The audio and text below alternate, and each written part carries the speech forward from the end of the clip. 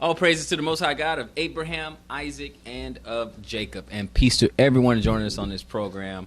This is the Fountain of Israel's Bibles Studies program. And as always, it's an honor for me to stand before you on the Lord's Sabbath day, his holy seventh day. Now, this week, lesson is about humbling yourself, okay? It's humble yourself or drink from the cup. Humble yourself or drink from the cup. See, a lot of times we get a little bit of the word in us and get a little bit of understanding, and we know knowledge puffeth up. And people run headlong into positions, to these big positions, and they want this and they want that. They want status, and it could get us in a lot of trouble. But we are commanded to humble ourselves. We are advised to humble ourselves. The prophets and the apostles would tell us today to humble ourselves. And when you do that, then you will be exalted. But the opposite is also true. If you exalt yourself, you'll be brought low. You will be humble.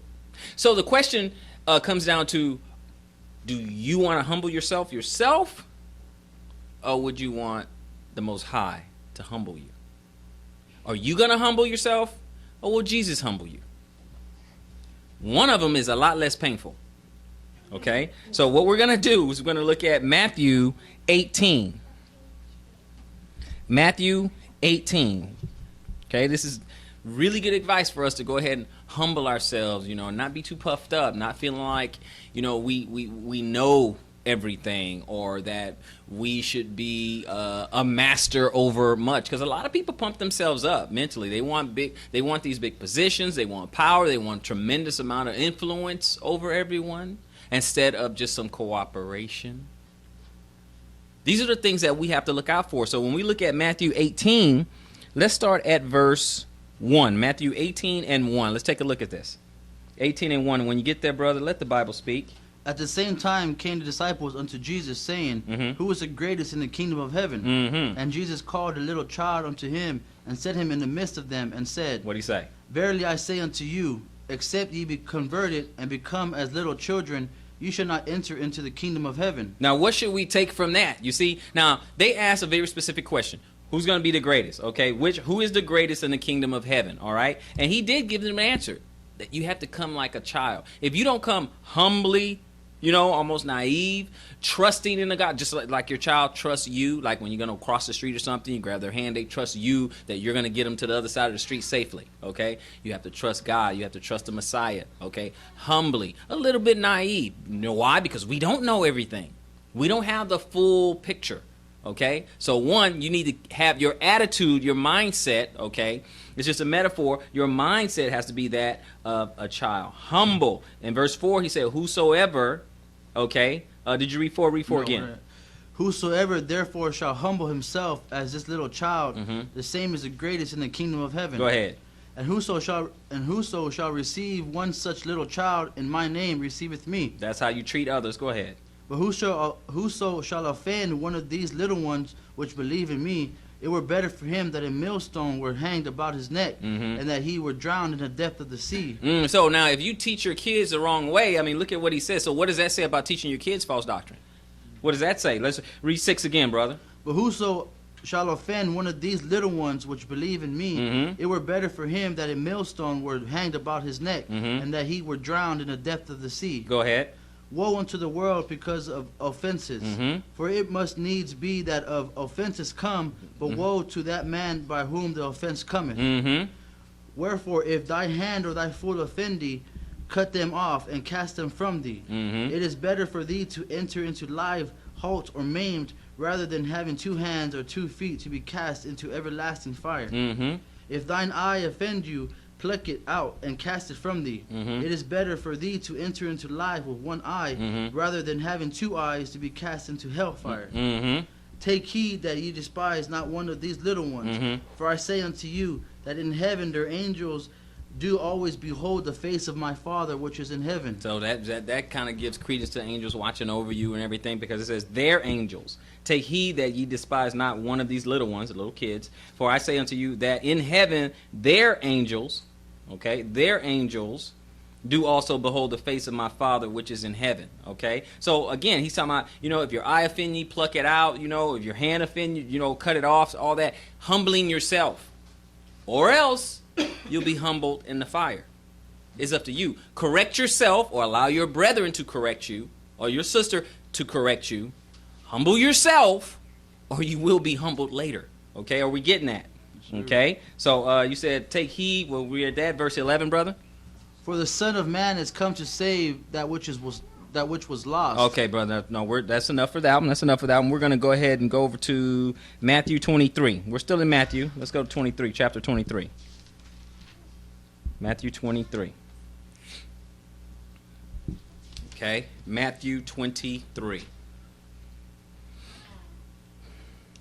And just like we did before, when you go to Matthew 23, I'm going to pick it up at verse 1, brother. So if you there, let the Bible speak.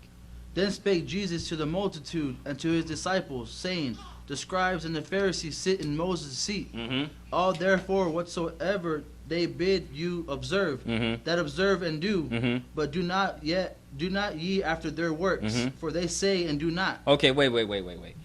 If Christ just simply said, he said, saying, the scribes and the Pharisees sit in Moses' seat. Okay, we know what they mean by that. Teaching what Moses taught, right? Okay. He said, all therefore. So if they're reading out of the book of Moses, all therefore whatsoever they bid you observe, that observe and do. So was Christ promoting Moses' law? Yes, sir. Sounds like it. Sounds like that's what he was doing. So start at 2 again, brother. Go ahead. Saying, the scribes and the Pharisees sit in Moses' seat. All therefore whatsoever they bid you observe, that observe and do. But do not ye after their works, for they say and do not. And what's that H word he kept calling them? Because they say and do not? Hypocrite. That's why he said that. Okay? So go ahead, brother.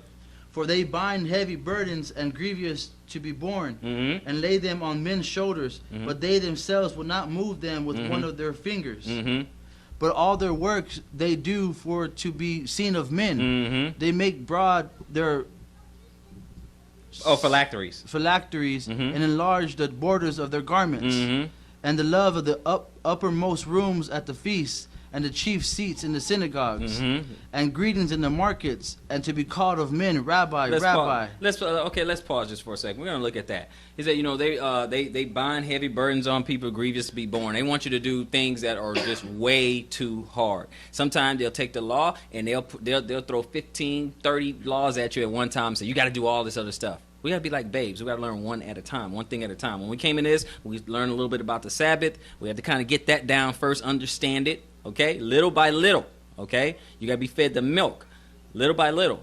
Then you may learn something else. You may learn dietary law or something, but it's little by little. You gotta put it in practice. You can't just put this on someone all at once. Okay, I use the example when someone coming to the truth. We teach them about the Sabbath and everything. We say, yeah, I can see that. Yeah, the scriptures right about that. And say, I got a knife in a car. We gotta circumcise you.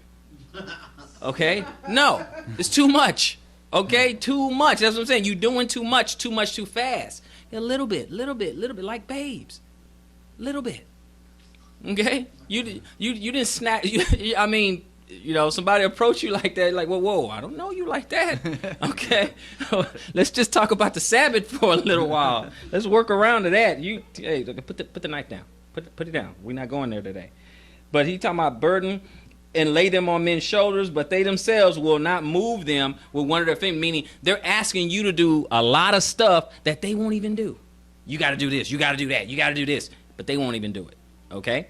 They won't even do it. But all their works they do for to be seen of men. They make broad their phylacteries and stuff, and enlarge the borders of their garments and stuff. They had little miters and phylacteries and stuff. They want to look really, really holy, okay? It's kind of like, you guys ever seen the Pope's, his procession and all that other stuff? And he's gold this and this gold scepter and gold goblets, and the chariot is gold crusted, and they're carrying him through and walking through the Vatican and all that. I mean, just to look extra, extra holy, okay?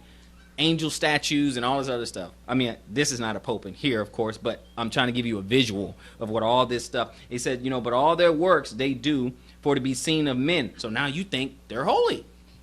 They make broad their phylacteries and enlarge the borders of their garments. And, you read verse 6, brother. Go ahead.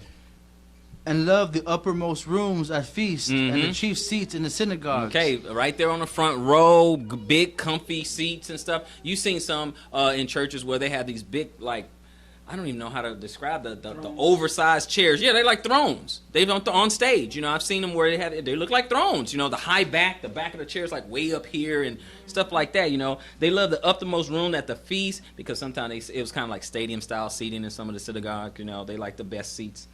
The uppermost room at the feast and the chief seats in the synagogue. Verse 7. And greetings in the markets, and to be called of men, Rabbi, Rabbi. Mm-hmm. But be ye not called Rabbi, for one is your master, even Christ, and all ye are brethren. Mm-hmm. And call no man your father upon the earth, for one is your Father, which is in heaven. Now, some people, that father right there, well, I'm looking at it as a capital F, right? Yes, sir. Okay, so that's what he means. Don't call a man on earth this kind of father. Your father is your father. Okay, you can call him father, you can call dad. That's no big deal. But this is a capital F, so people gotta pay attention. Well, you mean I can't even call my father my father? Of course you can call your father your father. Okay, but don't call him this father. Okay, because this is a capital F, which is in heaven. Verse 10, brother. Neither be ye called masters, for one is your master, even Christ. Look at that as a capital M on master too. That's what he means. Okay, you can't call someone else your master like that. Okay, but we have schoolmasters. Okay, they're still a master. Okay, that's just your chief instructor. That's all it is. Verse 11, brother.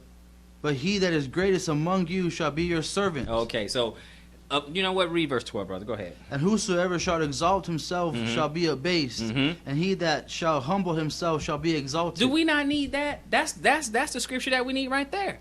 That tells you. Instead of you wanting to be the master and the rabbi and a great teacher and pastor this and reverend, doctor, bishop, pastor, priest and all, and just impress everyone with your holy garments, with your titles and all that, you're supposed to be humbling yourself. Because a pastor or a minister in the Strongs, you know what? Let's go to the Strongs. I'll go ahead and do that right now. Okay, if you're talking about people of religious positions and stuff, I took the liberty to look up minister in the Strongs, 1247.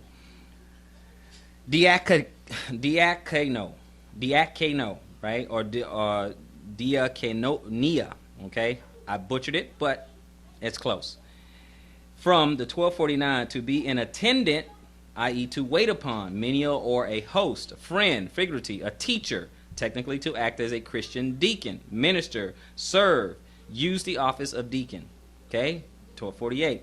Attendance, an aid, service, Christian teacher, or technically of the diaconate, look it up, minister, office, relief, service.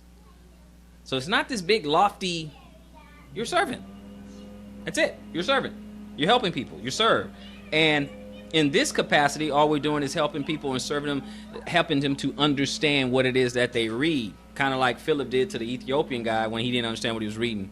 Okay? When he was reading Isaiah. That's the same thing. Do you understand what you read? How can I unless a man guide me? That's it. That's a pastor. That's a minister. That's a teacher. That's it. Opening your eyes, giving you understanding. That's it. I will give you, Jeremiah 3:15, I will give you pastors that will feed you with knowledge and understanding. Sometimes we make it's not that. So we need to just kind of humble ourselves. Okay? Now, let's go over to Matthew 5:17. We're going to go ahead and hit that real quick. Matthew 5:17. Let's read that. Because he said, they sit in Moses' seat. Okay, so why would he say that afterwards? Because he said it in 18.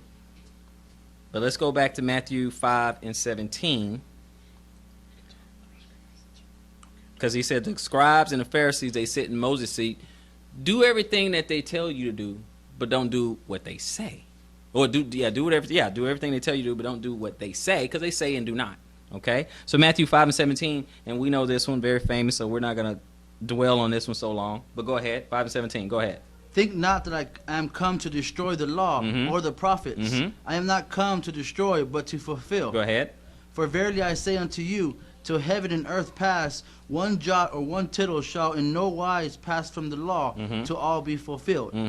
Whosoever therefore shall break one of these least commandments, and shall teach men so, he shall be called the least in the kingdom of heaven. Yes. But whosoever shall do and teach them, the same shall be called great in the kingdom of heaven. All right, now let's just see about this, being in the kingdom and all that other stuff. Because some people say, well, the least, maybe it just be the outskirts or whatever. No, read verse 20. For I say unto you, that except your righteousness shall exceed the righteousness of the scribes and Pharisees, ye shall in no case enter into the kingdom of heaven. Yeah, that least is a no case enter into the kingdom of heaven. Because some people like to stop a little short and be like, well, if I get in. No, there's a chance you might not get in at all. You shall in no case enter into the kingdom if you're going to be like the scribes and the Pharisees, which are the H word, hypocrites. They say, but they don't do. What were we reading earlier before the camera caught on with James? Okay. 2:18. Yeah, just your faith by itself, that's not going to cut it. That's not going to cut it. People may be wondering, how come we don't have that many faith lessons? Because you've been faith to death. And it's made us all lazy. Faith, but we ain't got to do anything. We've been faith to death. That's it. Yes, we believe in faith. Well, Brother Robert, do we have to have faith? Yeah, absolutely, you got to have faith, but that's not all. Yes, you absolutely do, but that's not all. Faith without works is dead. That's what James says. Faith without works is dead. It's that simple. So we're gonna continue. Look at Deuteronomy 8.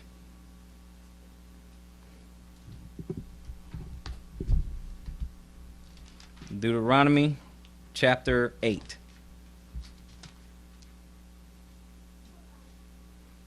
Deuteronomy chapter 8, and let's pick it up at verse 1 when you get there, brother. Deuteronomy 8 and 1. Go ahead. All the commandments which I command thee this day shall ye observe to do, that ye may live and multiply, and go in to possess the land which the Lord sware unto your fathers. And thou shalt remember all the way which the Lord thy God led thee these 40 years in the wilderness, to humble thee. To humble thee, go ahead. And to prove thee, to know what was in thine heart, whether thou wouldest keep his commandments or no. Oh, see, look at what he did. To humble thee and to prove thee, or to test you. Okay? He said, and thou shalt remember all the way which the Lord thy God led thee these 40 years in the wilderness. So for 40 years he's been trying to teach them these commandments. For 40 years. Because that came down to Exodus. We're in Deuteronomy already. Okay? So, which the Lord thy God led thee these 40 years in the wilderness, to humble thee and to prove thee, to know what was in your heart, to know what you're going to do, whether thou wouldst keep his commandments or no. And that's exactly what is being done today. That is the test today, whether you're going to do it or not. And a lot of people are failing that test. Why? Because when they get to the New Testament, all of a sudden, you don't have to do it. Already. You don't have to do it. The number one thing, they're going to be standing before the Father and screaming out, yeah, but Paul said. That's why. I'm just going to test you to see if you're going to keep my commandments or not. Now, a lot of people might think, well, I'm just twisting it. Okay, let's test this theory.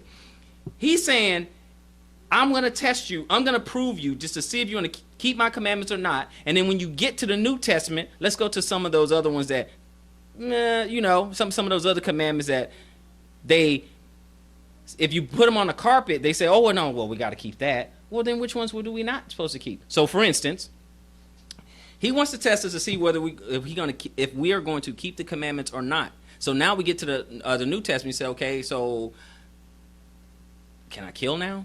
Can I steal now? Can I covet my neighbor's stuff? Can I sleep with his wife? Can I do all that other stuff, right? Now, according to their own philosophy, you should be able to do that. So I'm just here to prove you and test you just to see whether you'll follow my commandments or not. That's it. According to their doctrine, you should be able to do that and there be no consequences. But they go, oh, no, well, some of the new stuff is, it kind of overlay. It's kind of, some of them are, no, the ones you want to keep apply. That's what you're trying to say. The ones you want to keep. That's it. Because a lot of times the defense is, well, it's not repeated in the New Testament. Well, there's a lot of laws not repeated in the New Testament. Should you break them? Should you break them? Because in the Old Testament, you're not supposed to be able to sleep with an animal. Doesn't say anything about that in the New Testament. So now can you? I'm just coming to humble thee and to prove thee to know what was in thy heart, what's in your heart, what's in your mind, whether thou wouldest keep his commandments or no.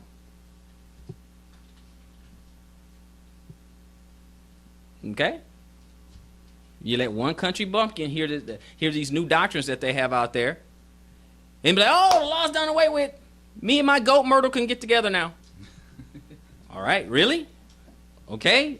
Got to understand what the implications of what they're saying. Verse 3, brother, go ahead. And he humbled thee and suffered thee to hunger, Mhm. and fed thee with manna, which thou knowest not, Mhm. neither did thy fathers know, Mhm. that he might make thee know that man doth not live by bread only, Mhm. but by every word that proceedeth out of the mouth of the Lord Mhm. doth man live. Isn't that what Jesus said to Satan when he was tempted? Yep. Okay, so he did that. Drop all the way down to verse 16, brother. Who fed thee in the wilderness with manna, Mhm. which thy fathers knew not, Mhm. that he might humble thee, Mhm. and that he might prove thee, Mhm. to do thee good at thy latter end. Yes, to do you good at the latter. So that's at the end of it all. That's what he's trying to do for us all. Now, let's go on over to, we're going to go to two places in Matthew real quick. Let's go back to Matthew, go to chapter 4.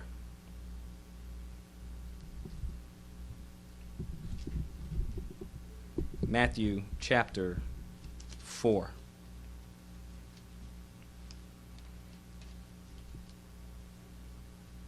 We were just saying that. When you go to read, we're going to read the first 4 verses. Matthew chapter 4, 1 through 4. When you get there, brother, go ahead and read. Then was Jesus led up of the Spirit into the wilderness to be tempted of the devil. Mm-hmm. And when he had fasted 40 days and 40 nights, he was afterward and hungered. Mm-hmm. And when the tempter came to him, he said, If thou be the Son of God, command that these stones be made bread. But he answered and said, It is written, Man shall not live by bread alone, but by every word that proceedeth out of the mouth of God. Okay, that's all we need. We're going to go to Matthew 20 now. See, this is what I'm saying. This is what I'm saying. A lot of times you have people thinking that Christ had nothing to do with the Old Testament for some reason. Just the way they teach him. Just the way they teach. It's like he has nothing to do with the Old Testament. So we saw in a couple of verses, we saw right here, he's quoting the Old Testament. We read it first. He's quoting the Old Testament. Then he says in Matthew 18, the scribes and Pharisees sit in Moses' seat. All that they bid you to do, go ahead and do it. And then in Matthew 5 and 17, he said, I didn't come to destroy the law. So what's with these new doctrines out there? I don't understand. That's the other Jesus. That's exactly what it is. It's the other Jesus that Paul warned us about. If someone comes and preaches this other Jesus or this other gospel, that's what we're getting, and we don't recognize that is exactly what we're getting. They tell you, you read something, and then they tell you something else. And now you're just kind of like, mind blown. Lean on the word, lean not on your own understanding. Matthew 20 and verse 20. Matthew 20 and verse 20. Then came to him the mother of Zebedee's children with her sons, worshiping him and desiring a certain thing of him. And he said unto her, What wilt thou? She saith unto him, Grant that my two sons may sit, the one on thy right hand and the other on the left, in thy kingdom. So this woman came up to the Messiah, and he basically said, well, what do you want? He said, what do you want? And she said unto him, Grant that these my two sons may sit. So now she wants her two sons to have a high position in the kingdom. We hear that you're going to be, that you're the king of the Jews. You're going to be a king. You're going to come into your kingdom and all that. I want you to do me a big favor. Can both of my sons have a very, very high position in your kingdom? That's what she's asking, basically. One on the left, one on the right. Positions of power, okay? The son, Jesus, is on the right hand of the Father. It's a very high position, okay? So go ahead, 22. But Jesus answered and said, Ye know not what ye ask. Are you able to drink of the cup that I shall drink of, and to be baptized with the baptism that I am baptized with? They say unto him, We are able. Oh, no. See, they don't know what that means. They don't know what he's actually saying. See, it's still kind of carnal. See, he asked him a question. He said, Jesus asked him, I say, you don't know what you ask. And he's right. You don't know. You don't know what you're asking. Are you able to drink of the cup that I shall drink? That's a cup of affliction. You're going to go through that? Are they going to do what I'm going to do? Are they going to get everything that's about to befall me? And to be baptized with the baptism that I am baptized with? How was he baptized? What was that other baptism? Baptized in death. Are they going to die and rise again? Because when we get baptized, that's what it symbolizes, right? Death of the old you, come back up a new person. He was afflicted with that cup, and he was baptized unto death and came back up. For something he didn't do. Yeah, innocently, yeah. Chances are, we do that, we probably won't come back up. If he don't call our name, you ain't getting up. It's that simple. You're not getting up. So he said, are you sure you want that? Are you able to drink of the cup that I shall drink of? And we'll look at that towards the end. And to be baptized with the baptism that I am baptized with? They said unto him, we are able. No, you're not. Go ahead, 23. And he saith unto them, Ye shall drink indeed of my cup, and be baptized with the baptism that I am baptized with. But to sit on my right hand and on my left is not mine to give, but it shall be given to them for whom it is prepared of my Father. Exactly. So he said, yeah, you are going to indeed drink from the, you are going to suffer. You are going to have some affliction, not the same one he has, but you're going to have some affliction, and you will be baptized. You will die one day, okay? Because we do it figuratively right now, okay? But you will die some way. But to sit on my right hand to give you this high position of authority, no. And on my left, it is not mine to give. Right now, it's all up to the Father. It's all up to the Ancient of Days. But it shall be given to them for whom it is prepared of my Father. Whoever my Father say can do it, can have this a certain position, that's on him. But right now, And at this point, all judgment wasn't given to Christ just yet. Okay? So 24.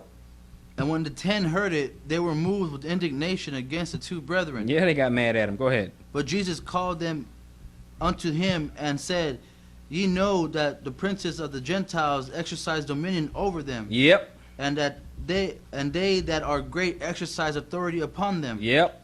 But it shall not be so among you. But whosoever will be great among you, let him be your minister. Well, we read what minister was, didn't we? Okay. He said, but it shall not be so among you. Thriving for authority and power. Okay. Thriving for all that stuff. Don't let that be among you. Okay. Don't let that be among you. Okay. But whosoever will be great among you, let him be your minister. 27. And whosoever will be chief among you, let him be your servant. Yes, go ahead. Even as the Son of Man came not to be ministered unto, but to minister. What? Go ahead. And to give his life a ransom for many. Brother. So our Messiah is trying to show us, trying to teach us something, trying to give us an example. The most innocent person you will ever read about in your entire life, the one who's on the right hand of God, said, when I came to serve you, to bring you back into the fold, to reconcile you back to my Father, to cleanse your sins, to clean you up. But I come to minister, not to be served right now. That's why when they try to worship him and everything, nope, not my time. Nope, not right now. Just to say, yeah, leading by example. Because he even tell us to do it. You be humble. You want to be great? Be someone's servant. Why do you think he washed the apostles' feet and stuff? The king is supposed to be ministered to, but he ministered to them. Right? I mean, we got the lady who put the her little perfume on him and all that, anointing him and all that. We got that, okay, but we don't see him doing that all the time, every day. Hey, I'm the king, I'm the big shot, stuff like that. All he did was keep teaching, rebuking, loving on people. Everything he could do. We know he's a king. Didn't act like one. He acted more like a servant. People wanted to hear, well, let's listen to what he has to say. Sat down, he'd teach them. Go to the side of a mountain, because the acoustics are great. Go to the side of the mountain. It's true. And start teaching. Oh, everybody's getting hungry. Fish and loaves of bread. Serving. Ministering. Still being nice. Humbling. Because we're supposed to be Christ's followers. And if we see humility, then we need to emulate humility, right? We should. When he says, if you're going to get into the kingdom, be humble, be like a little child, and you get in. So we can't be big shots. We can't act like we know everything. We got it all. Oh, I've been in seminary 8 years. I'm a doctorate. None of the apostles have doctorates. But would you say any minister today know more about God than any of the apostles or any of the prophets? Nope. But they went to seminary. That's what we're talking about. Humble like a little child. Humble. Humble. And if you want to be great, serve people. Okay? So let's go on over Matthew, where we're in 20. We did 4 already. We did 20. Okay. Proverbs 15. Let's go to Proverbs 15. If you want to be great, humble yourself.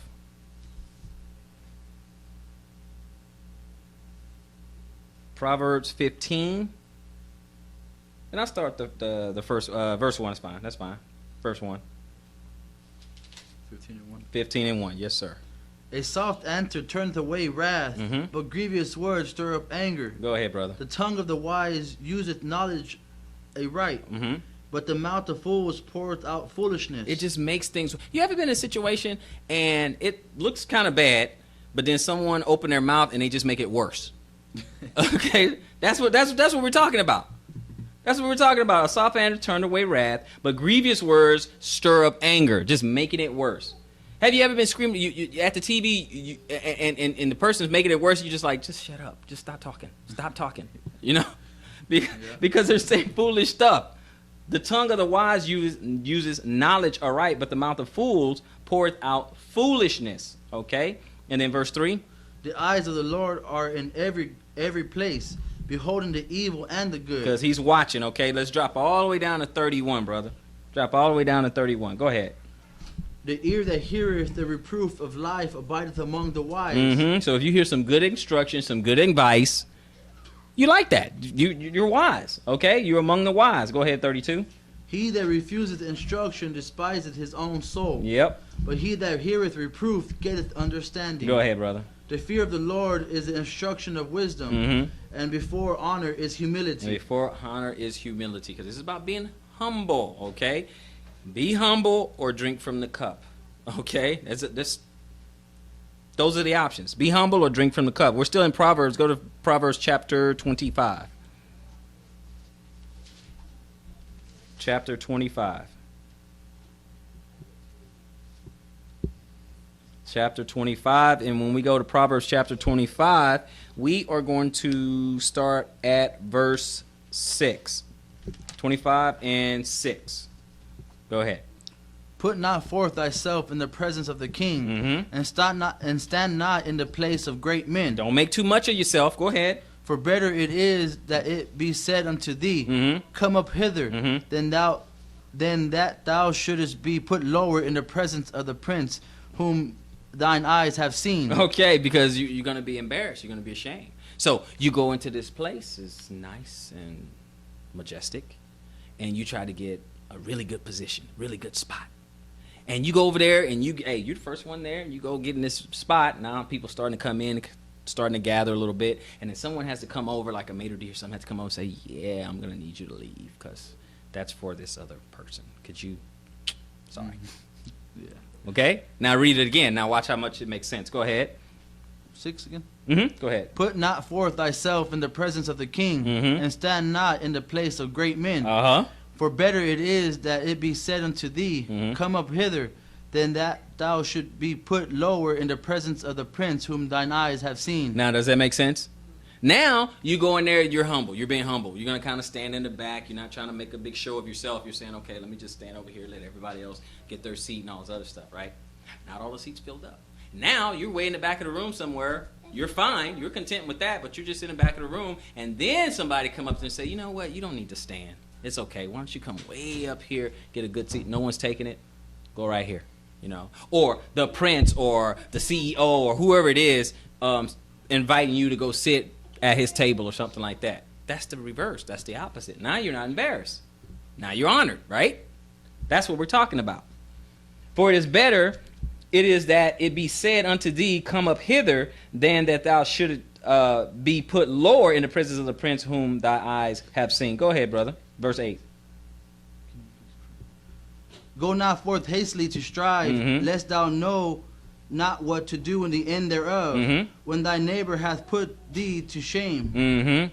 Debate thy cause with thy neighbor himself, and discover not his secret to another, lest he that heareth it put thee to shame, and that infamy turn not away. Okay, because it's going to be embarrassing. Okay, if you hear some really juicy gossip, I should say, really juicy gossip, some that will defame their character.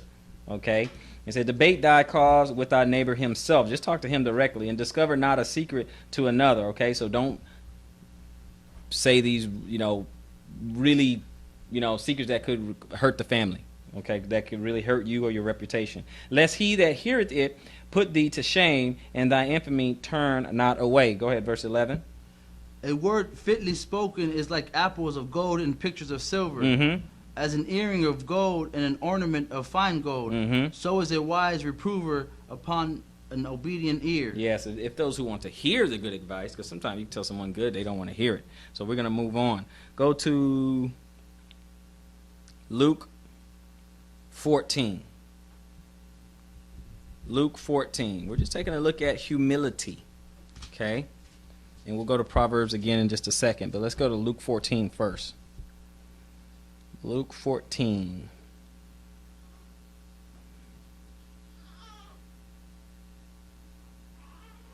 Okay, Luke 14, and I would like to pick it up at verse 7. Verse 7. 14 and 7. And he put forth a parable to those which were bidden, when he marked how they chose out the chief rooms, saying unto them, when thou art bidden of any man to a wedding, sit not down in the highest room, lest a more honorable man than thee be bidden of him. And he that bade thee and him come to and say to thee, give this man place, and thou begin with shame to take the lowest room. Isn't that what we were just reading in Proverbs? Same thing. So now you want to get the front row, big seat, all eyes on you. You're just, and then they say, look, you're gonna have to get up. Okay, you're gonna have to move on. That's the same example that I just said. That's what he's talking about. Don't exalt yourself too much. This is a physical example of that. Don't exalt yourself too much. Go ahead, verse 10. But when thou art bidden, go and sit down in the lowest room, that when he that bade thee cometh, he may say unto thee, friend, go up higher. Then shalt thou have worship in the presence of them that sit at meat with thee. Okay, wait a minute. So it sounds like, again, our Messiah was teaching from the prophets. Because it sounds like we just read that in Proverbs, right? Yep. Same thing. Verse 11, brother. For whosoever exalteth himself shall be abased, and he that humbleth himself shall be exalted. This is for us to learn. This is for us. This is what we have to get. He gave them examples, same thing. That's why a lot of things that he said things in parables and they may not have understood, but when they did understand, they're like, oh yeah, that's in the Proverbs. See, they didn't have chapter and verse like us. You had to read the whole thing. You had to go through and read all of it to find it. They were really sections, okay? But that's what I'm talking. So they knew he was not teaching against, because in some verses they say he speaks as though who speaks when he speaks as the scripture, he speaks as one with authority. He knows what he's talking about. You see what I'm saying? He knows what he's talking about. So we read 11, okay, and let's see, we want 12. Okay, go ahead. We'll read 12. Go ahead. Then said he also to him that bade him, when thou makest a dinner or a supper, call not thy friends, nor thy brethren, neither thy kinsmen, nor thy rich neighbors, lest they also bid thee again, and a recompense be made thee. Okay, so we'll move on that. We'll move on. Let's go back to Proverbs, and let's go to 22. Proverbs 22.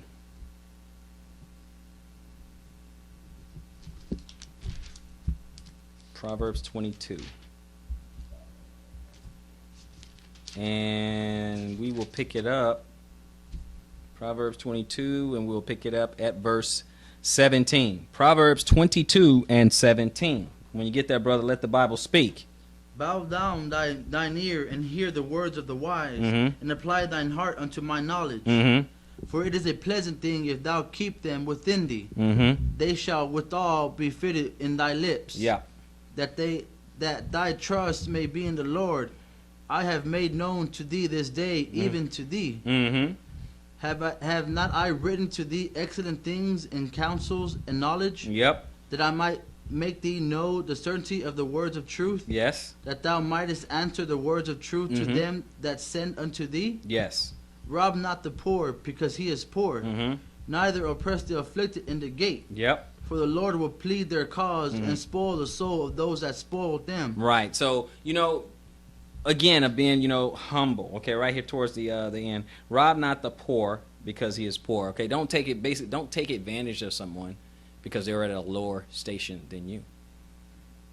Don't take advantage of the poor guy, the homeless guy, or whatever. You may not want to give him something or whatever, but don't kick a man while he's down. He might have a can with a couple of dollars hanging out of it. Don't take that. Don't rob a man just because he's poor.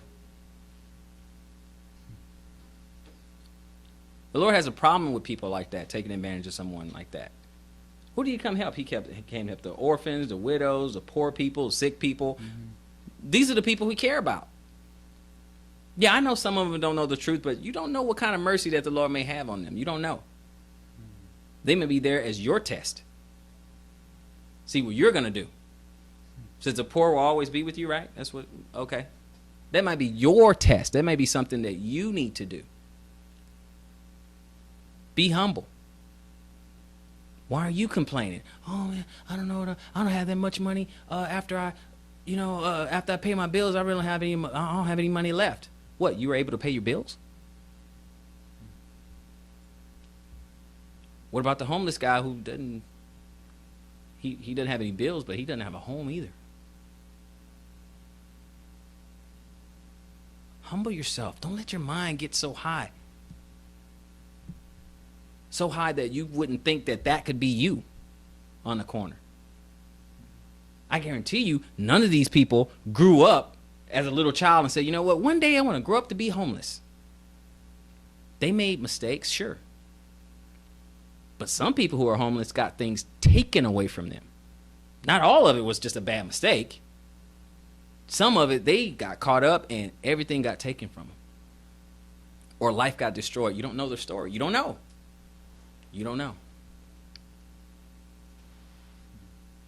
You can't look at one and decipher their story. Unless you sit down and talk to them, but you don't know. So don't assume how they got there. And by all means, don't take advantage of them. If you do nothing else, don't take advantage of them. Rob not the poor because he is poor. Neither oppress the afflicted in the gate. Okay, those in the gate is in the community. Don't afflict those in there. Don't kick a man while he's down. Verse 23. Why? This is why. Go ahead. For the Lord will plead their cause and spoil the soul of those that spoiled them. So you still want to kick a man while he's down? You still want to mess with the poor? Still want to take advantage of them? Because the Lord will plead their cause. Do you really want your life to be played back of when you took advantage of poor people and the Lord deal with you because of that? Because you want to take advantage of people like that?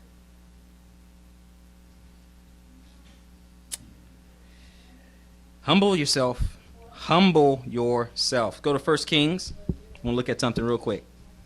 1 Kings.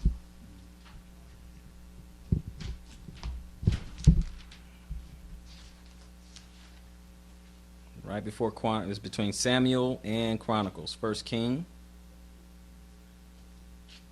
I'm going to check something out. 1 King chapter 1. No. 1 King, yeah.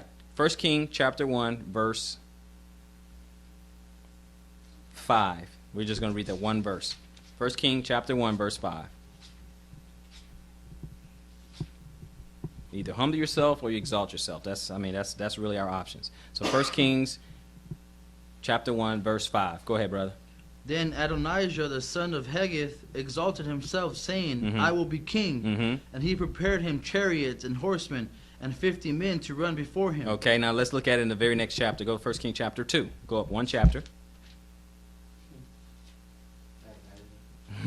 Yeah, Adonijah. Yeah. Adonijah, Solomon's brother. David's son, one of his sons. Verse 12. So, chapter 2, verse 12. 1 Kings chapter 2, verse 12. Go ahead, brother. Then sat Solomon upon the throne of David his father, and his kingdom was established greatly. Go ahead. And Adonijah the son of Haggith came to Bathsheba, the mother of Solomon, and she said, Comest thou peaceably? And he said, Peaceably. He said, moreover, I have somewhat to say unto thee. And she said, Say on. Okay. And he said, Thou knowest that the kingdom was mine, and that all Israel set their faces on me, that I should reign. Howbeit the kingdom is turned about, and is become my brother's, for it was his from the Lord. Ah, see, that part he said true. Because it was his from the Lord. But go ahead, brother. And now I ask one petition of thee, deny me not. And she said unto him, Say on. And he said, Speak, I pray thee, unto Solomon the king, for he will not say thee nay, that he give me Abishag the Shunammite, the wife. And Bathsheba said, Well, I will speak for thee unto the king. Bathsheba therefore went unto King Solomon to speak unto him for Adonijah, and the king rose up to meet her, and bowed himself unto her, and sat down on his throne, and caused a seat to be set for the king's mother, and she sat on his right hand. Then she said, I desire one small petition of thee, I pray thee, say me not nay. And the king said unto her, Ask on, my mother, and I will not say thee nay. And she said, Let Abishag the Shemanite be given to Adonijah thy brother to wife. And the king Solomon answered and said unto his mother, And why dost thou ask Abishag the Shemanite for Adonijah? Ask for him the kingdom also, for he is also my elder brother, even for him and for Abiathar the priest, and for Joab the son of Zeruiah. Then King Solomon swore by the Lord, saying, God do so to me, and more also, if Adonijah have not spoken this word against his own life. He got himself in trouble. Go ahead. Now therefore, as the Lord liveth, which hath established me, and set me on the throne of David my father, and who hath made me in house, as he promised, Adonijah shall be put to death this day. Uh-oh. Go ahead. After he stays out. And King Solomon sent by the hand of Benaiah the son of Jehoiada. Is that how you say it? I don't Yeah, butcher that. Jehoiada. Jehoiada, and he fell upon him that he died. Okay, see, the problem is you got to read that whole story. See, Adonijah, okay, while their father, Adonijah and Solomon, their father, David, was dying. He was very old. He was dying. He was about to expire. Okay, so in that time period while he was just there, and King David, he needed someone just to lay on to, had a little young maiden lay on him just to keep him warm because he couldn't even maintain his own body heat and stuff like that. Adonijah, he got the priest, he got some other men, stuff like that, and went ahead and anointed himself, made himself king, started a whole feast, celebrating, getting all happy. Everybody's, yay, ooh, yeah, Adonijah the king, all that other stuff. And then one of David's servant and his priest said, hey, David, you know what Adonijah's doing? Well, actually it had told Bathsheba, but they said, you know what Adonijah's doing? He's anointing himself. And so they go to Bathsheba and say, hey, talk to David, because he's not supposed to be the king. Adonijah, he's not supposed to be the king, but he's taking the kingdom, and everyone's starting to follow him.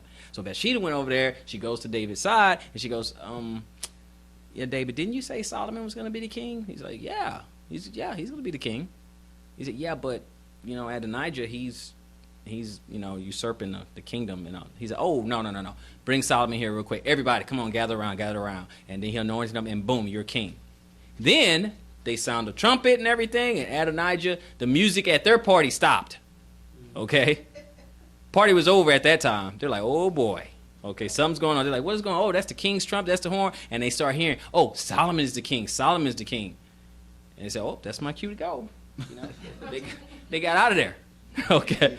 Yeah, they got out of there. Now, Adonijah, he was the king. Then he goes into the temple and holds on to the post. No, I'm not coming out unless you promise you're not going to kill me.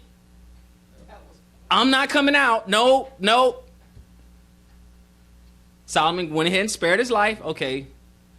All right, fine, bro. All right, I won't kill you. Everything simmered down. And then he goes to Solomon's mother and say, hey, you know what? Ask for the Shunammite woman to be my wife. And that offended Solomon. He's like, I spared your life. You're not supposed to ask me for nothing. Okay? He's going to die. I'm going to have to kill him. You got to humble yourself. See, he exalted himself when he should have just humbled himself and be thankful for his life and just live a nice little comfortable life. You're not king anymore. But hey, the king's your brother. Just don't upset him and you'll be okay. Just stay out of his way. Okay? Yeah. But no. Getting a little too high-minded. Little too high-minded. Genesis 37. Let's go to Genesis 37. I think we read that story in Tread Lightly, I think. So, Genesis 37.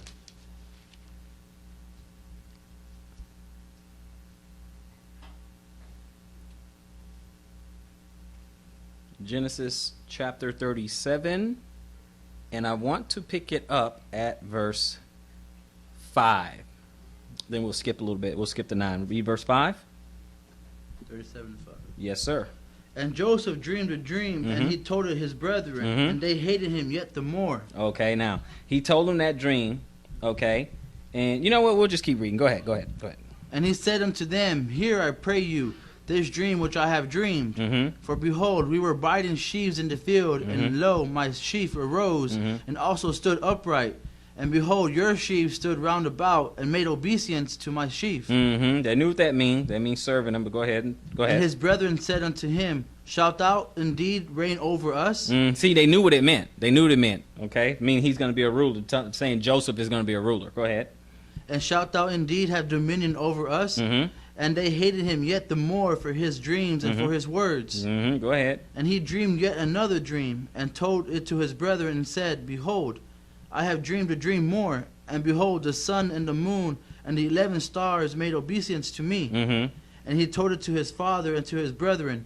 And his father rebuked him and said unto him, What is this dream that thou hast dreamed?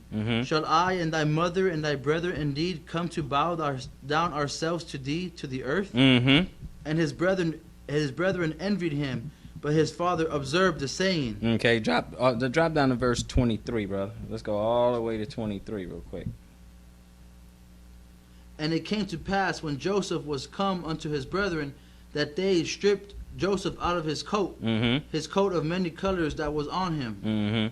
And they took him and cast him into the pit. And the pit was empty, there was no water in it. And they sat down to eat bread, and they lifted up their eyes and looked, and behold, a company of Ishmaelites came from Gilead with their camels, bearing spicery and balm and myrrh, going to carry it down to Egypt. And Judah said unto his brethren, What profit is it if we slay our brother and conceal his blood?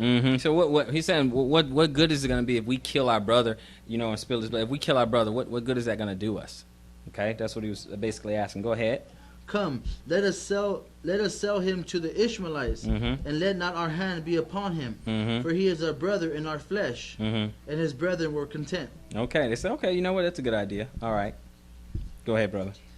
Then there passed by Midianites, merchantmen, and they drew and lifted up Joseph out of the pit, and sold Joseph to the Ishmaelites for 20 pieces of silver. And they brought Joseph into Egypt. So we know what happened with that. Okay, Joseph goes into Egypt. We know what happened with that. And remember his dream, they didn't even realize that they were making his dream actually come true. They didn't even realize that. They thought they were stopping it. Okay, they thought they were stopping it, and that's what they thought. They thought, okay, well, this dude, he's dreaming about us serving him. I don't know about that. Plus, he's one of the younger brothers. I think he's like the second youngest. He's like, we're not serving him. Big brother Judas. No, I ain't serving him. All right, let's kill him. Judas like, nah, what good is this? We're gonna kill him. No, don't. Let's not do that. We'll sell him. They sell him. They go in there. We know he's in Egypt. We know he interpret dreams twice. He interpret dreams for Pharaoh. They come true. They come to pass. The 7 years of famines, 7 years of plenty, and all that. So the Pharaoh's like, man, God is with this dude. Okay, so promotion.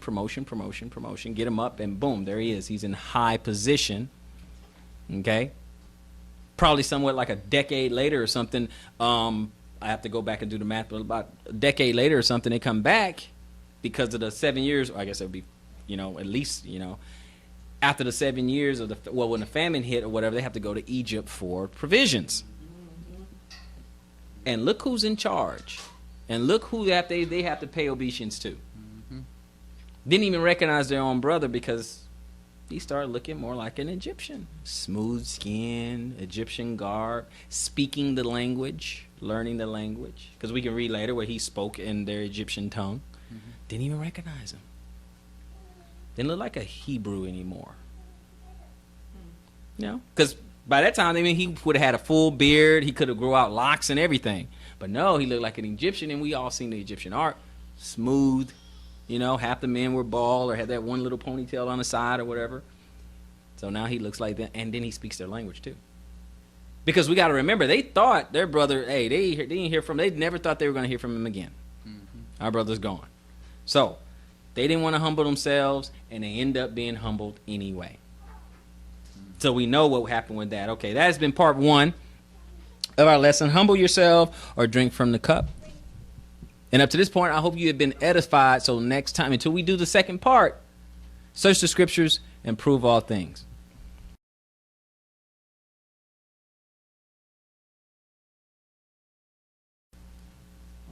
All praise to the Most High God of Abraham, Isaac, and Jacob. And peace to everyone joining us on this program. This is the Fountain of Israel's Bible Studies program. And it's an honor for me to stand before you on the Lord's Sabbath day. Now, we're going to finish our second part to humble yourself or drink from the cup. So we're going to get into that a little bit more so we can give you guys a holistic view of the topic. Now, when last we left off, the first part you guys were listening to, we left off with Joseph. Joseph going into slavery. His brothers sold him. Then he rose to prominence, in Pharaoh's house and was charged as like the second in command. And obviously his brothers, Judah, Benjamin, and all the rest of them, had to come before him because they were suffering a famine. Okay, and at that time they had to bow to him and serve him if they were going to get something to eat, if they were going to get some provisions. Okay, so they tried to humble him. He went into Egypt very much humble, a prisoner, a slave, nobody, one little Hebrew guy in Egypt.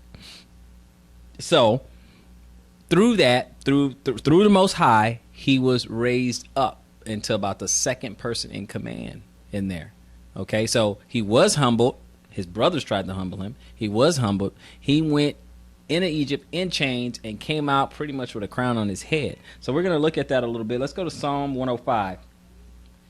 Okay, you guys know the story. You just go back to Genesis 37 and read on, but you guys know the story. So let's look at Psalm 105, and let's see what this says. Psalm 105, let's pick it up at verse 16, if you will. Verse 16. Moreover, he called for a famine upon the land. He brake the whole staff of bread. He sent a man before them, even Joseph, who was sold for a servant, whose feet they hurt with fetters. He was laid in iron. Until the time that his word came, the word of the Lord tried him. The king sent and loosed him, even the ruler of the people, and let him go free. He did interpret that dream, didn't he? Sir. Okay, go ahead. He made him lord of his house and ruler over all his substance, to bind his princes at his pleasure and to teach his senators wisdom. Yes, what else? Israel also came into Egypt, and Jacob sojourned in the land of Ham. Yes. And he increased his people greatly, and made them stronger than their enemies. Okay, amen and amen. We're going to go ahead and move on from there. But we saw that it pretty much said what happened with Joseph at that time. So we're gonna move on a little bit, and we're still in Psalms, but let's go to Psalms 39, chapter 39.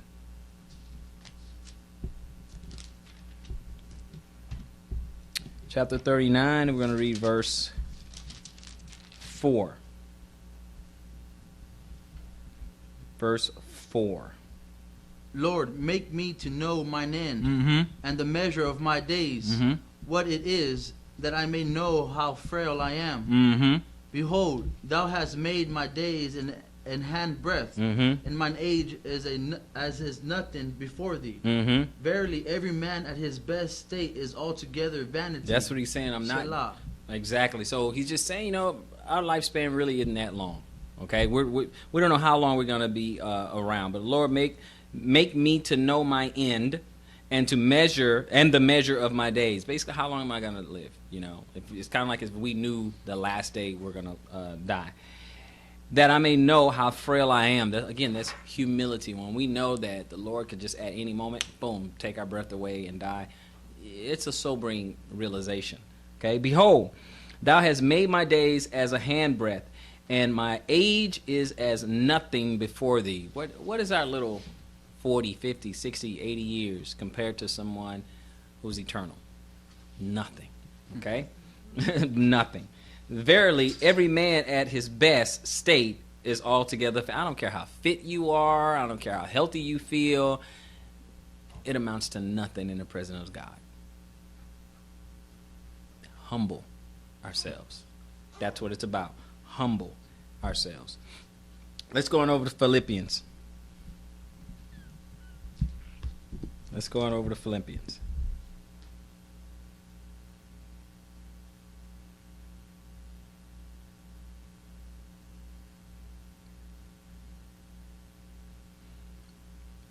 Philippians chapter 2. Philippians 2. And we'll start at verse 1. Philippians 2, verse 1. When you get there, brother, go ahead and read. If there be therefore any consolation in Christ, if any comfort of love, if any fellowship of the Spirit, if any bowels or mercies, fulfill ye my joy, that ye be like-minded, having the same love, being of one accord, of one mind. Let nothing be done through strife or vainglory, but in lowliness of mind let each esteem other better than themselves. Mm-hmm. Look not every man on his own things, but every man also on the things of others. Mm-hmm. Let this mind be in you, which was also in Christ Jesus, Mm-hmm. who being in the form of God, thought it not robbery to be equal with God, Mm-hmm. but made himself of no reputation, Mhm. and took upon him the form of a servant, and was made in the likeness of men. Mm-hmm. And being found in fashion as a man, he humbled himself and became obedient unto death, Mm-hmm. even the death of the cross. Yes, ma'am. Yes, sir. Wherefore God also hath highly exalted him, and given him a name which is above every name, Yep. that at the name of Jesus every knee shall bow, of things in heaven and things in earth, Yep. and things under the earth, Mm-hmm. and that every tongue should confess that Jesus Christ is Lord, to the glory of God the Father. Yes, sir. Go ahead. Wherefore, my beloved, as ye have always obeyed, not as in my presence only, but now much more in my absence, Mm-hmm. work out your own salvation with fear and trembling. Say, read 12 again, brother. Read 12 again. Wherefore, my beloved, as ye have always obeyed, Mhm. not as in my presence only, but now much more in my absence, Mhm. work out your own salvation with fear and trembling. Go ahead, brother. For it is God which worketh in you both to will and to do of his good pleasure. Yes, that's what we should be doing. Okay. In verse 14, give us 14, brother. Go ahead. Do all things without murmurings and disputings. Yes, that's what we're talking about right there. See, that's how you live humbly. That's how you humble yourself. Okay, we got to work out our own salvation. We're worried about other people and complaining about other people and backbiting and murmuring and fighting and exalting ourselves, putting people down, all these other things, and we're not so sure. We got a firm grasp on salvation. We got to work it out with fear and trembling. Don't be so sure that you yourself find yourself cast out. Don't be too sure, because you might get a little too comfortable. A little too comfortable.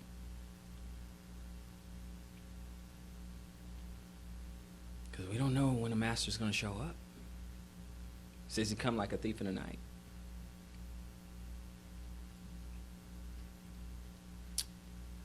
We don't know. Proverbs 13. Proverbs 13.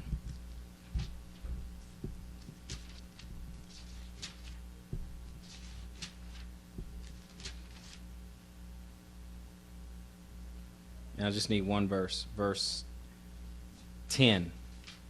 One verse. Verse 10. Then we'll move on. Proverbs 13 and 10. Yes, sir. Only by pride cometh contention, Mm-hmm. but with the well advised is wisdom. Okay, because we get all puffed up. That's why. Go to James 4. We get all puffed up. That's where the contention is, because you can't possibly be wrong. That's where you get the contention from. In your mind, you're above reproach. No one can tell you anything. Just talking about humility. Just talking about humility. Let's go to James 4. James chapter 4. We're going to start at verse 1. Okay, James chapter 4, verse 1. Go ahead, brother. From whence come wars and fightings among you? Mm-hmm. Come they not hence even of your own lust that war in your members? Yep. Ye lust and have not. Mm-hmm. Ye kill and desire to have and cannot obtain. Yep. Ye fight and war, yet ye have not, because ye ask not. Yep. Ye ask and receive not, because ye ask amiss, Yep. that ye may consume it upon your lust. Mm-hmm. Ye adulterers and adulteresses, know ye not that friendship of the world is enmity with God? Mm-hmm. Whosoever therefore will be a friend of the world is the enemy of God. Mm-hmm. Do ye think that the scripture saith in vain, the spirit that dwelleth in us lusteth to envy? Yes, it does. But he giveth more grace. Wherefore he saith, God resisteth the proud, Mhm. but giveth grace unto the humble. So do you want to be proud or do you want to be humble? That's really the question right there. He resisted the proud. You know everything. You got this all figured out. He resists you. Can't tell you anything.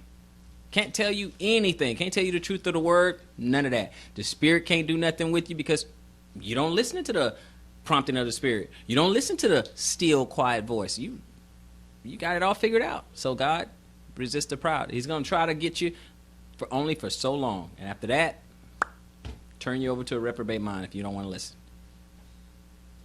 It's up to you.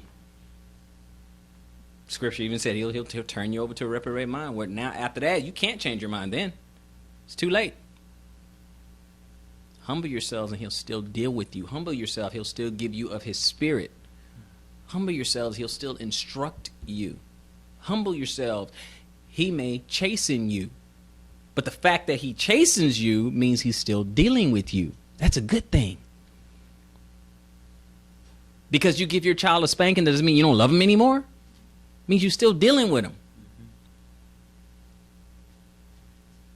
We're at verse 7, brother. Verse 6, he said, but he giveth more grace. Wherefore he said, God resisteth the proud, but giveth grace unto the humble. Okay, verse 7.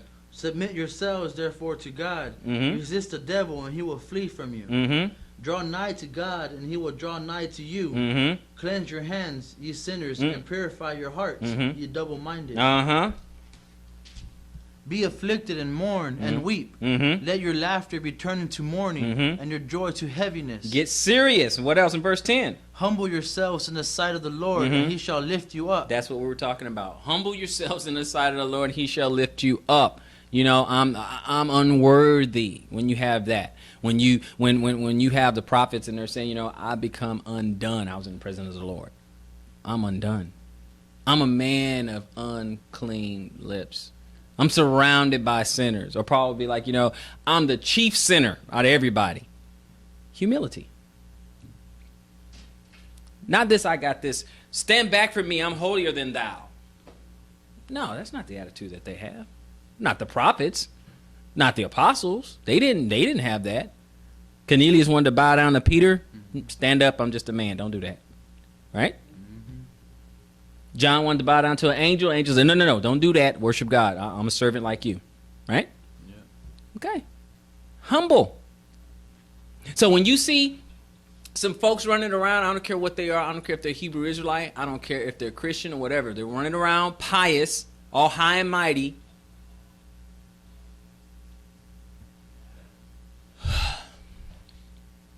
You may want to reevaluate. Because it's not about that. It's not. It's not about that. It's about helping people get back on a path. Helping people to seek the Most High. Helping to restore or renew one's faith in Christ. Helping them to get out the confusion and get some knowledge and understanding. So that maybe their life will make sense. And then they can order their steps, or the Holy Spirit can order their steps. But that's what you're supposed to be doing, trying to help them understand. Not get a bigger position for yourself. Not try to go after all the praise, the praises of men, so they can be like, oh yeah, you're so great, you're so wise, you're... Not important. What is important? Salvation. That's important. Because this life, but how long is eternity?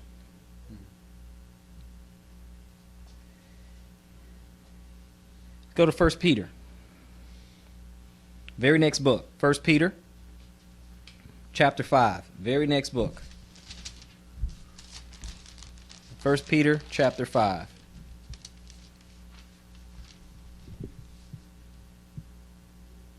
Okay, 1 Peter chapter 5. Let's read. Start at verse 1. The elders which are among you I exhort, who am also an elder, and a witness of the sufferings of Christ, and also a partaker of the glory that shall be revealed. Feed the flock of God which is among you, taking the oversight thereof, not by constraint, but willingly, not for filthy lucre, but of a ready mind. Neither as being lords over God's heritage, but being ensamples to the flock. And when the chief shepherd shall appear, ye shall receive a crown of glory that fadeth not away. Likewise, ye younger, submit yourselves unto the elder. Yea, all of you be subject one to another, and be clothed with humility. For God resisteth the proud, and giveth grace to the humble. Did we just read that? Yeah. Okay, go ahead, brother. Humble yourselves, therefore, under the mighty hand of God, that he may exalt you in due time. Casting all your care upon him, for he careth for you. Be sober, be vigilant, because your adversary the devil, as a roaring lion, walketh about, seeking whom he may devour. Whom resist steadfast in the faith, knowing that the same afflictions are accomplished in your brethren that are in the world. Yes. But the God of all grace, who hath called us unto his eternal glory by Christ Jesus, after that ye have suffered a while, make you perfect, establish, strengthen, settle you. So he's basically saying, look, even your brethren, they're going through some things. They're going through some of the same stuff that you're going through. When we read that, he said, be sober, be vigilant, because your adversary, the devil, as a roaring lion, walketh about, seeking whom he may devour. Okay? Whom resist steadfast in the faith, knowing that the same afflictions are accomplished in your brethren that are in the world. The same thing. They're going through the same thing you're going through. Okay, so have a little bit of understanding with that. They're going through the same thing you're going through. But the God of all grace, who has called us into his eternal glory by Christ Jesus, after that ye have suffered a while, make you perfect, establish, strengthen, and settle you. Okay, that's the goal. That's the aim right there, brothers and sisters. That is the aim. I'm going to go through this for a little while, but I'm going to have faith. I'm going to keep walking. I'm not going to give up.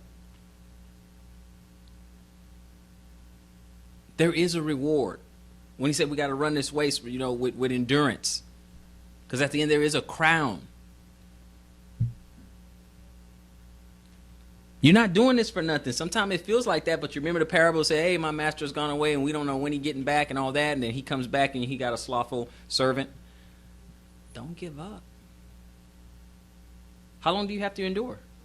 Till the end. Humble yourself. After that, ye suffered a while, will make you perfect, establish, strengthen, and settle you. That's what we want. That's what we want right there, okay? Let's go on over to 2 Chronicles real quick. I'm going to go a couple of places, 2 Chronicles. 2 Chronicles. I'm going to read one verse in chapter 7, 2 Chronicles chapter 7.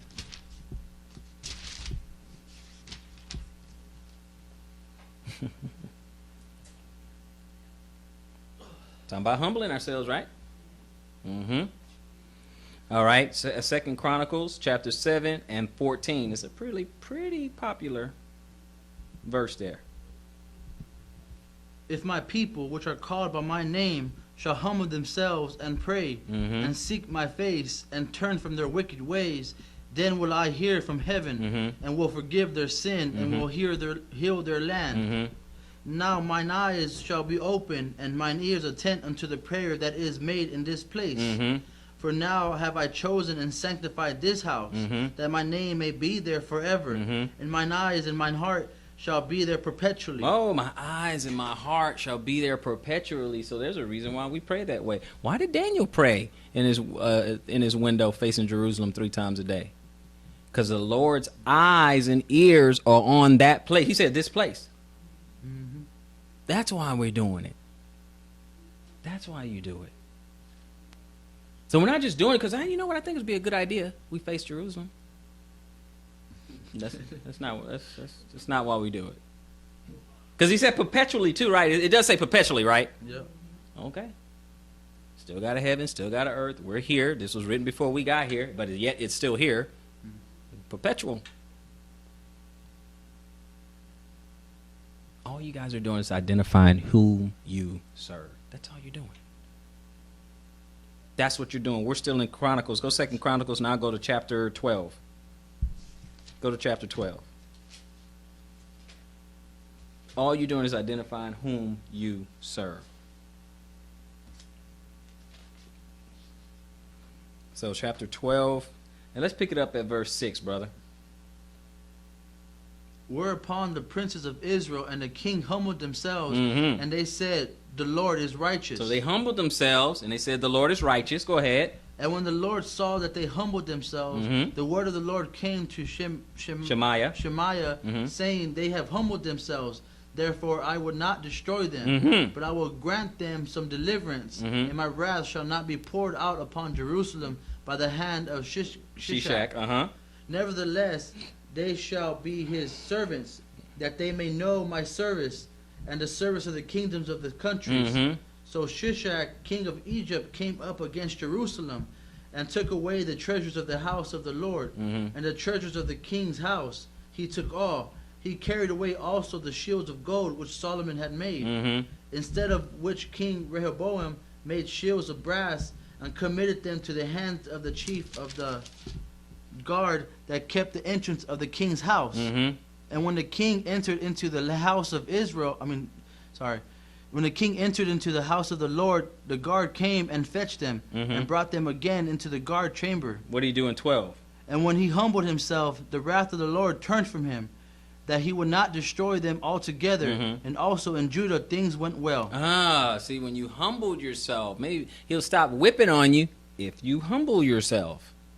Okay, Lord, I learned my lesson. You're right, I'm wrong. That's it. The spanking cease for those who learn the lesson. It may be something you're not getting. Whoa, why I keep going through this? Something's wrong.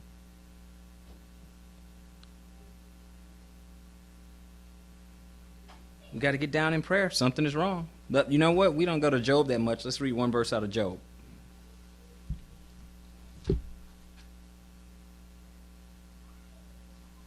right after Esther. Let's go to Job. Let's get Job 20, chapter 22, and verse 29. Job 22 and 29. 22 and 29. Job. Just a one verse. Go ahead.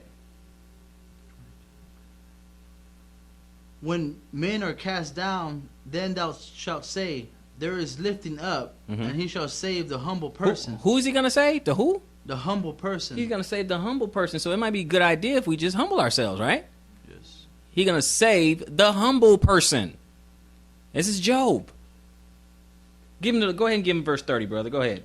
He shall deliver the island of the innocent, and it is delivered by the pureness of thine hands. Yeah, you got to try to do something right. But see, today they tell you don't have to do anything. I mean, at least say you have to humble yourself. At least. Something. At least humble yourself, okay? We have to do that. Romans 12. Got a few more places. We're going to look at the cup, and then we're going to be done.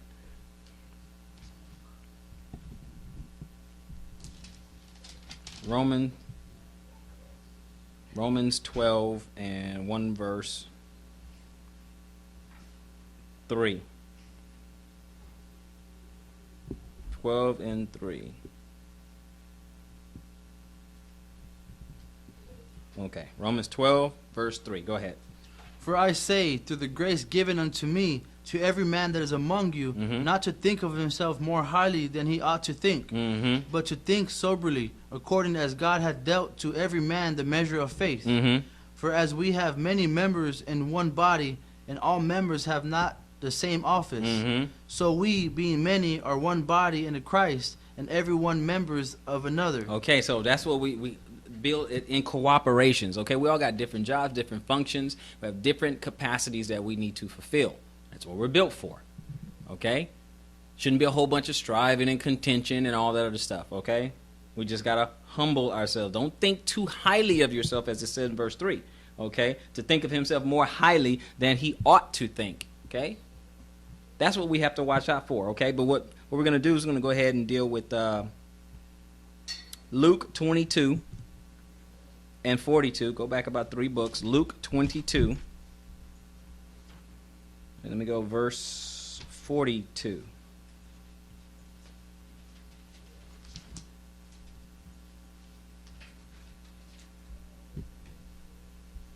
Okay. Let's look at something Christ said real quick. But go ahead.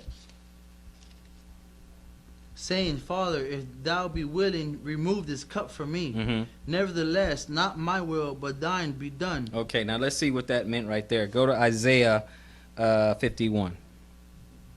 Kind of it's going to give us a little picture real quick. Isaiah 51. Let's get a little picture, because he wanted this cup to pass from him.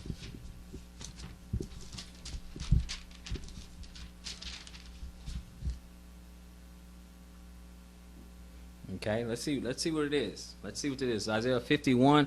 Read verse 17. That'll give us a little bit of an idea. Go ahead.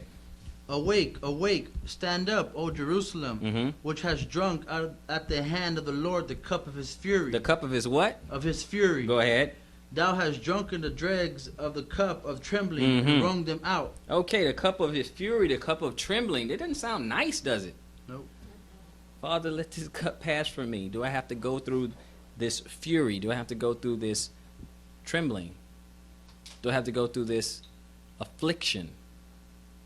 But not my will, your will be done. Now, so when he told the lady and her 2 sons, he said, are you going to go through, you're going to drink the cup I'm going to drink from? You're going to be baptized in the baptism that I'm going to be baptized with? You don't know what you're asking. You see what I'm saying? So go Ezekiel 23. Ezekiel 23.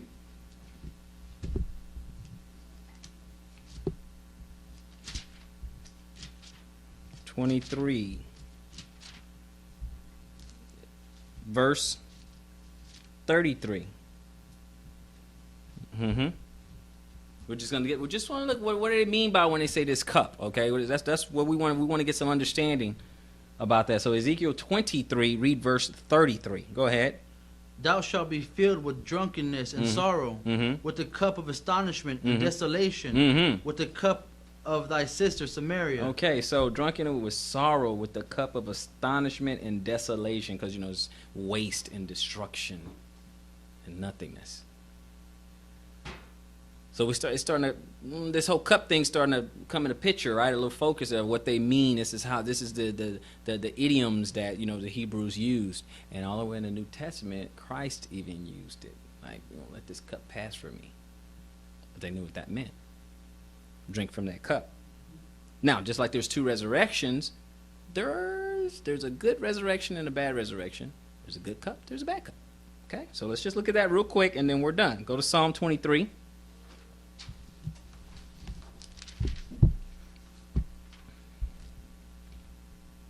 Psalm 23. We're just going to read one verse. Okay, it just means he has a lot. Okay, we're going to kind of look at it a little bit. Psalm 23 and 5. Okay. Well, 5 and 6. So Psalm 23 and 5. Go ahead, brother. Thou preparest a table before me in the presence of mine enemies. Mm-hmm. Thou anointest my head with oil. Mhm. My cup runneth over. Okay, go ahead. Surely goodness and mercy shall follow me all the days of my life, Mm-hmm. and I will dwell in the house of the Lord forever. Now, in this sense, my cup running over is a lot of good things are happening. Blessings are happening to him. So let's stay with Psalms and go to chapter 116, 116th chapter of Psalms.